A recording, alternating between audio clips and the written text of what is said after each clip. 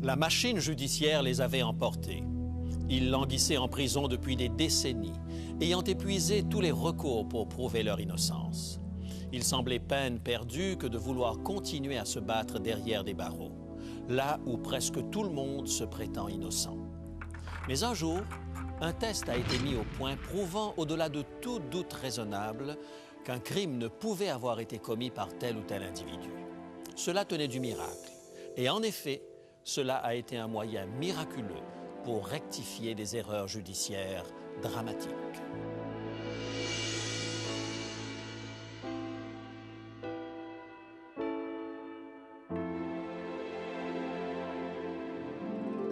Vous êtes à l'écoute de l'émission « Il est écrit ». Je suis José Élysée et je vous propose la solution à vos besoins les plus profonds, le Christ vivant.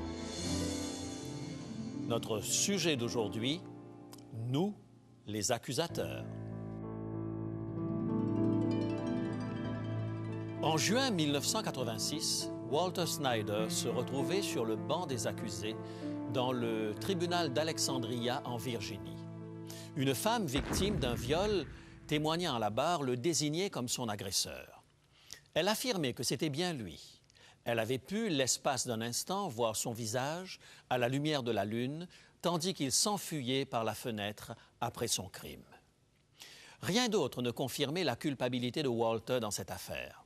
Il n'avait aucun dossier criminel, mais ce témoignage visuel était puissant. Elle était sûre à 100%. Walter a donc été déclaré coupable et condamné à 45 ans de prison. 7 ans après, la mère de Walter a convaincu ses avocats de réclamer un test d'ADN. Aujourd'hui, ces tests permettent d'identifier un individu de façon encore plus sûre que les empreintes digitales. On a donc comparé l'ADN de l'agresseur à celui de Walter. Résultat, Walter n'était pas l'agresseur. À force de pression médiatique, le gouvernement a finalement signé un ordre officiel de libération pour Walter Snyder. Mais qu'en était-il des affirmations catégoriques de la victime? Comment cette femme a-t-elle pu se méprendre à ce point? En fait, plusieurs éléments l'ont amenée à désigner avec certitude son agresseur. La première fois qu'elle était allée au poste de police, on lui avait montré pêle-mêle des photos d'éventuels suspects, mélangées avec des photos de gens du quartier. Parmi celles-ci se trouvait la photo de Walter, qui habitait le même quartier. Cette femme a longuement fixé la photo de Walter. Quelque chose lui semblait familier dans ce visage. Les sourcils peut-être, oui, mais sans plus. Voilà que 3 jours plus tard, la femme vit Walter juste de l'autre côté de la rue. Il était en train de laver sa Volkswagen rouge. Et soudain, la certitude se fit jour dans son esprit. C'était bien lui. Walter fut convoqué au poste de police où la femme l'identifia formellement. Cette femme avait fait un transfert psychologique. Notre cerveau a tendance à associer à tout prix un visage à un traumatisme ou une agression. Et parfois, cette association se fait uniquement par le truchement d'un visage familier. La femme avait vu la photographie de Walter au poste de police. Elle l'avait revu en train de laver sa voiture sur le trottoir d'en face et elle avait associé les deux visages. Mais cela ne faisait pas de Walter son agresseur. Le test d'ADN le prouva sans aucun doute possible. Lorsque nous avons été victimes d'une horrible agression, que nous avons été blessés, humiliés, nous avons une soif intense que justice soit faite. Ce besoin de réparation peut être tel qu'il obscurcit notre jugement au point de nous pousser à accuser faussement en toute bonne conscience. Récemment, 2 avocats du barreau américain, Barry Scheck et Peter Neufeld, ont fondé une association travaillant à innocenter des condamnés accusés à tort grâce à la preuve ADN. Le projet d'innocence est à l'origine de la libération de 37 personnes. Certains de ces procès en révision sont relatés dans leur livre intitulé « Actual Innocence ». Devoir être innocenté grâce à l'ADN paraît surprenant pour la plupart d'entre nous. Après tout, notre système judiciaire est payé pour qu'il fasse son travail correctement, non? En théorie, la justice est censée prendre toutes les précautions nécessaires avant de condamner quelqu'un. Mais dans la pratique, les rouages de la justice sont entravés par le côté empirique de la nature humaine. La preuve s'appuie souvent sur la foi d'un témoin oculaire. Or, celui-ci est influencé par un nombre important de facteurs humains incontrôlables. Par exemple, sa propre frustration, voire même ses préjugés. Ceux qui ont travaillé sur le projet d'innocence ont démontré que notre conviction intime l'emporte parfois sur des faits établis. Des facteurs externes au procès qui ont forgé certains préjugés dans notre esprit sont si puissants qu'ils peuvent nous amener à porter des accusations en toute bonne foi contre des innocents. Dans son sermon sur la montagne, Jésus parle du danger de ses émotions. Écoutez ce qu'il est dit dans Matthieu chapitre 5, les versets 21 et 22. Matthieu chapitre 5, versets 21 et 22.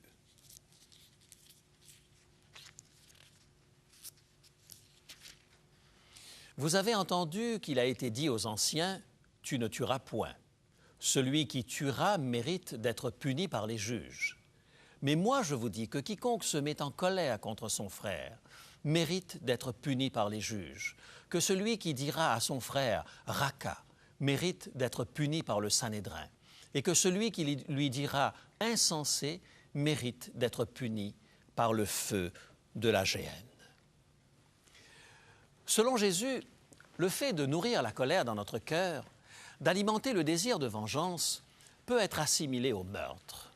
Ce que nous nourrissons secrètement dans nos cœurs peut faire de nous des accusateurs iniques. En conséquence, ne serait-il pas plus judicieux de considérer d'abord notre propre cœur avant de vouloir transformer le monde pour le rendre plus équitable? Le cas de Glenn Woodall est révélateur de ce phénomène. Lors du procès de l'État de Virginie de l'Ouest contre Glenn Woodall, il a été confronté à Fred Zine, expert du laboratoire de sérologie criminelle de l'État. Zine avait fait subir des examens sanguins à Glenn Woodall. Il avait comparé ses résultats aux échantillons provenant de l'homme qui avait agressé 2 femmes à Charleston. Zine était affirmatif. Il expliquait que le sang de Woodall possédait certaines caractéristiques identiques à celui retrouvé sur le lieu du crime. Seuls 6 individus sur 10 000 pouvaient avoir cette même combinaison selon Zine. Woodall jura qu'il était à son travail au moment de l'agression et son frère confirma son alibi. Mais la preuve dite scientifique était accablante. Il n'a pas fallu longtemps au jury pour revenir avec un verdict de culpabilité. Glenn Woodall a été condamné à l'emprisonnement à perpétuité sans possibilité d'appel. En prison, il a entendu parler des tests d'ADN. Woodall savait que ce test l'innocenterait, mais l'accusation s'y est opposée. Finalement, au bout de 4 ans, il y est parvenu. Le test d'ADN prouva que Glenn Woodall n'était pas l'agresseur. La vérité a fini par éclater. Le laboratoire de Zine n'était même pas en mesure d'effectuer les tests qu'il prétendait avoir faits.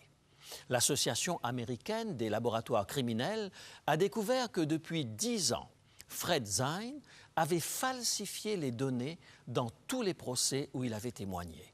Il exagérait les preuves biologiques pour conclure à la culpabilité de l'accusé.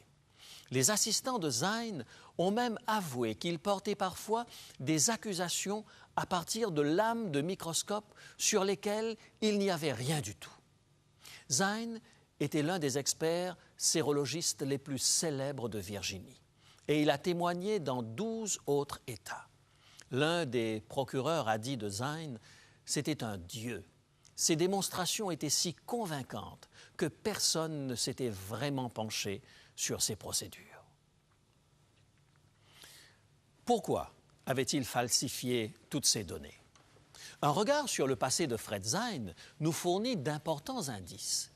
Il avait échoué à son cours de chimie organique au collège. Il avait raté son examen de droit pour faire partie du FBI. Il s'était cependant débrouillé pour qu'on lui délivre un certificat d'assiduité. Zine avait été un cancre à l'école, mais il a vite compris qu'il pouvait être redoutable à la barre. La notoriété de sa fonction a fait le reste.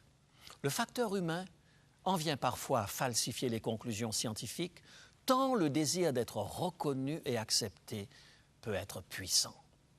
Pour comprendre les leviers qui produisent de tels comportements, il faut revenir à l'origine du mal dans l'univers. Le prophète Ésaïe nous raconte, au chapitre 14, versets 12 à 14 de son livre, ce qui s'est passé dans le cœur d'un ange appelé Lucifer. Ésaïe, chapitre 14, versets 12 à 14. Te voilà tombé du ciel, astre brillant, fils de l'aurore. Tu es abattu à terre, toi le vainqueur des nations. Tu disais en ton cœur, je monterai au ciel, j'élèverai mon trône au-dessus des étoiles de Dieu, je m'assiérai sur la montagne de l'assemblée, à l'extrémité du septentrion. Je monterai sur le sommet des nues, je serai semblable au Très-Haut. Lucifer tenait une place de choix dans le gouvernement céleste, mais il lui en fallait plus. Il voulait être semblable au Très-Haut. Le livre de l'Apocalypse nous raconte les conséquences de sa présomption dans le chapitre 12 et le verset 10. Apocalypse, chapitre 12 et le verset 10. Et j'entendis dans le ciel une voix forte qui disait, « Maintenant le salut est arrivé, et la puissance et le règne de notre Dieu, et l'autorité de son Christ, car il a été précipité, l'accusateur de nos frères, celui qui les accusait devant notre Dieu jour et nuit. » Lucifer, l'ange de lumière, aveuglé par l'orgueil et la colère, s'est transformé en accusateur. C'est ici la substance même du péché. La nature héritée du péché peut nous conduire à pervertir les systèmes judiciaires les mieux conçus pour justifier notre ego. Dieu a une solution à cette déviation. Il a fourni le moyen par lequel nous pouvons combattre notre tendance naturelle à la chasse aux sorcières. Paradoxalement, la solution divine est née de la plus grave des erreurs judiciaires de l'histoire, sur le lieu même où Rome appliquait la justice. C'était la colline de Golgotha, qu'un prisonnier gravissait en chancelant, portant la poutre à laquelle il allait être suspendu pour sa crucifixion.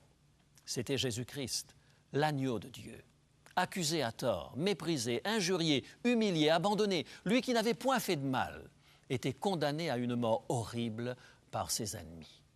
S'est-il révolté? A-t-il essayé de trouver un coupable à tout prix?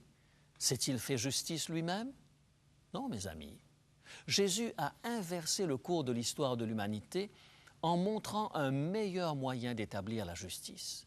Au lieu de chercher un coupable, Jésus a pris sur lui la terrifiante agonie d'un monde pécheur. Il a refusé d'opposer à l'injustice une autre injustice. Il n'a pas riposté.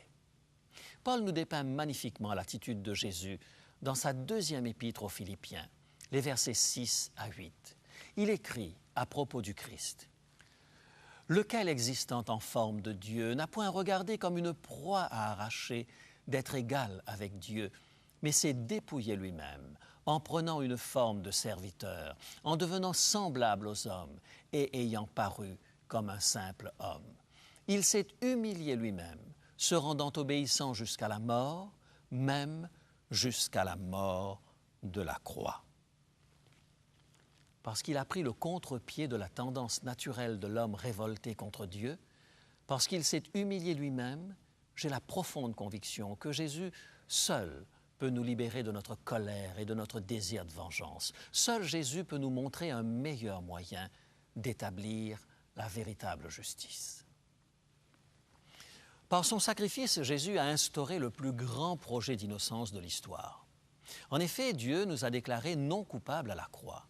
Nous avons été innocentés par la pièce à conviction incontestable que Jésus a présentée devant le tribunal céleste, c'est-à-dire son propre sang. L'apôtre Pierre, dans sa première lettre, le chapitre 1er, les versets 18 et 19, nous rappelle à quel prix nous avons été rachetés. 1 Pierre, chapitre 1er, versets 18 et 19.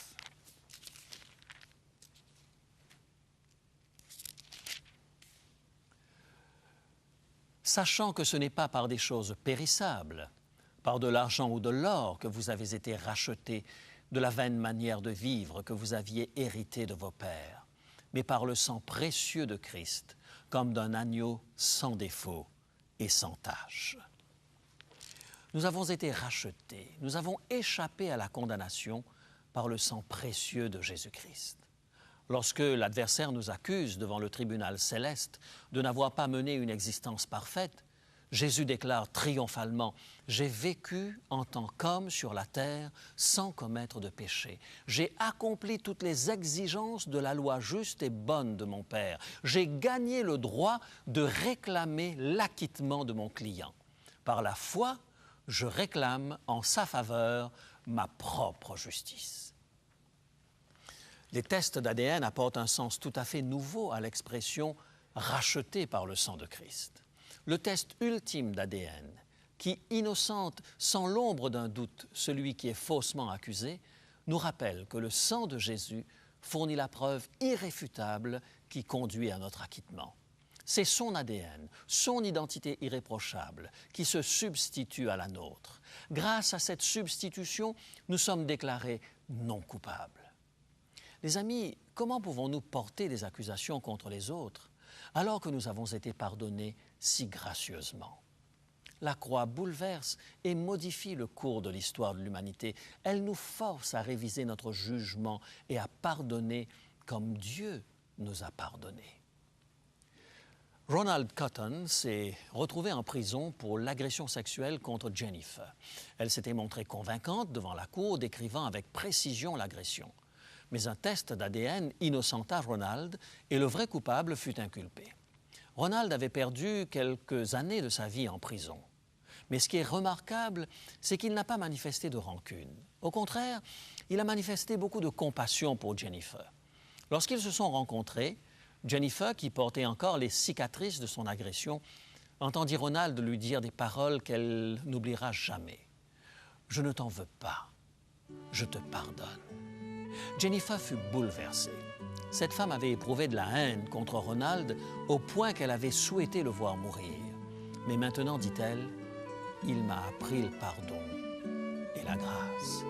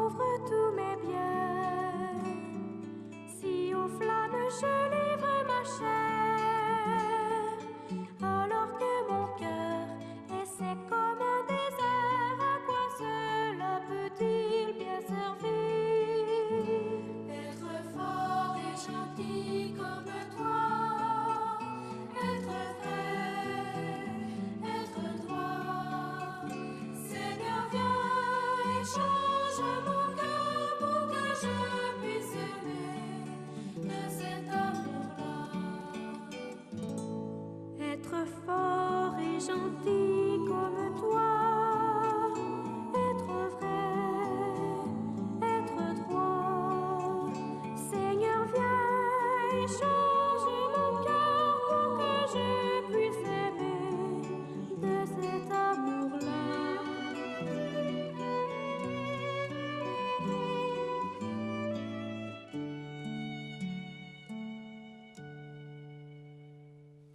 Mes amis, Dieu nous dit que même si notre esprit est submergé du désir de vengeance, il y a un meilleur chemin. Lorsque nous rabaissons les autres afin de nous élever, Dieu nous dit qu'il existe une autre voie. Il nous annonce qu'il y a un projet d'innocence au pied de la croix. C'est là que nous obtiendrons la guérison. C'est là que nous pouvons repartir à zéro.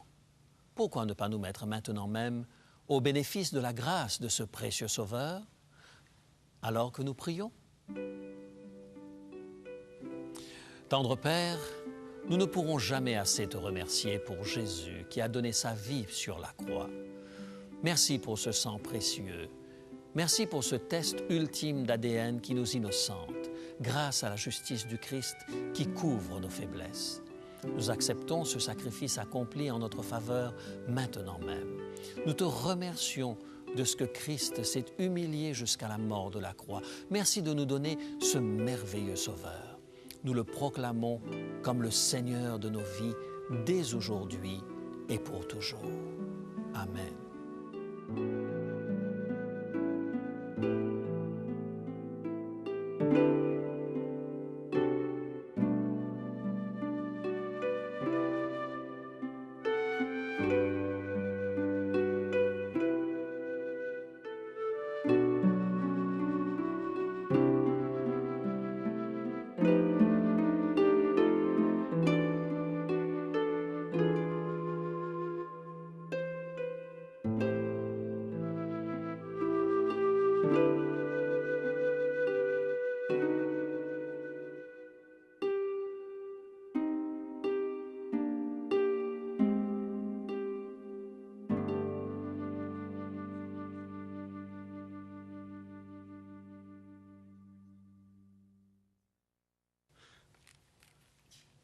Jean-Guy, j'ose à peine te souhaiter le bonjour aujourd'hui. Oh, yeah.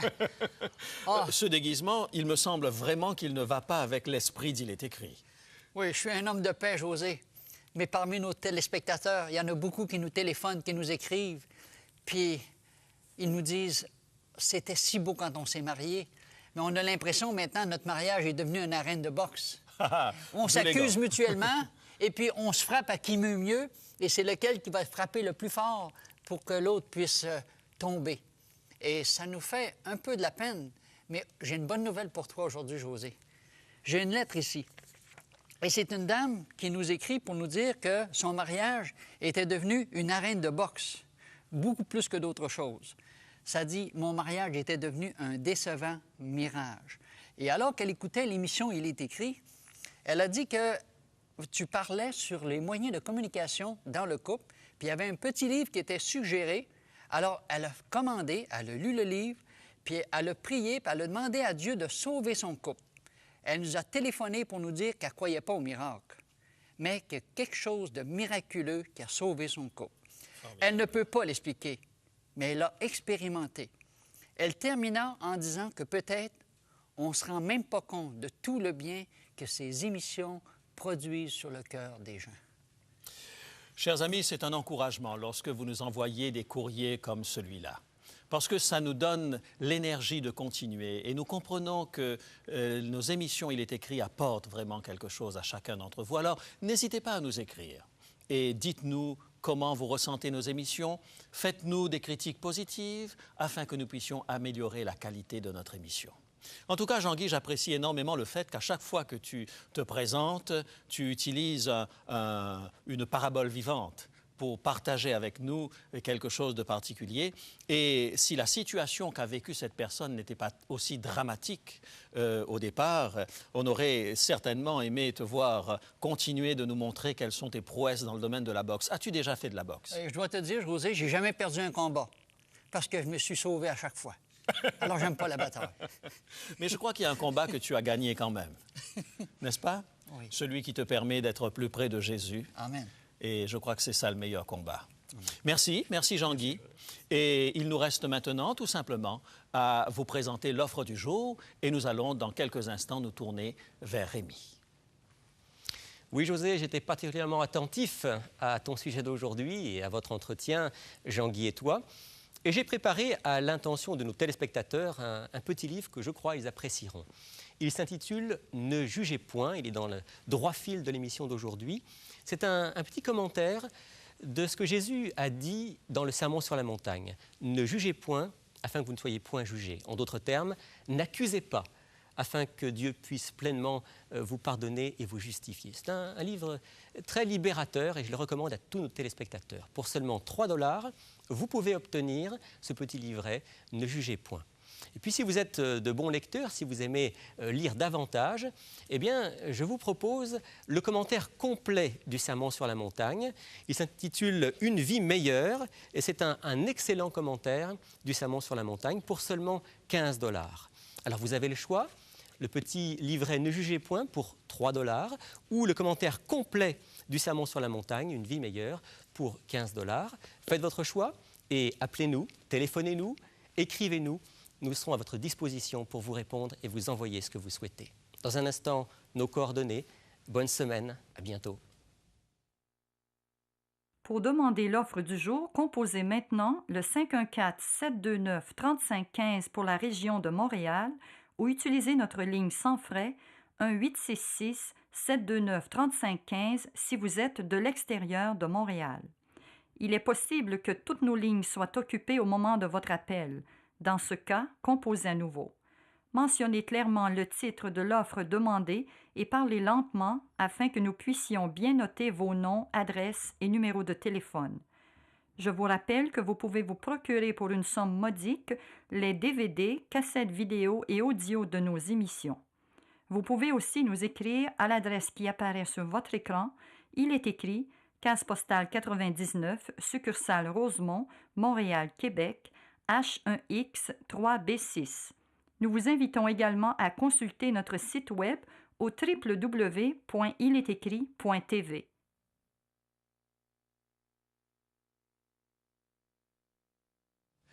Il est temps maintenant, chers amis, de nous quitter, mais d'ici la semaine prochaine, souvenez-vous, il est écrit « L'homme ne vivra pas de pain seulement, mais de toute parole qui sort de la bouche de Dieu ».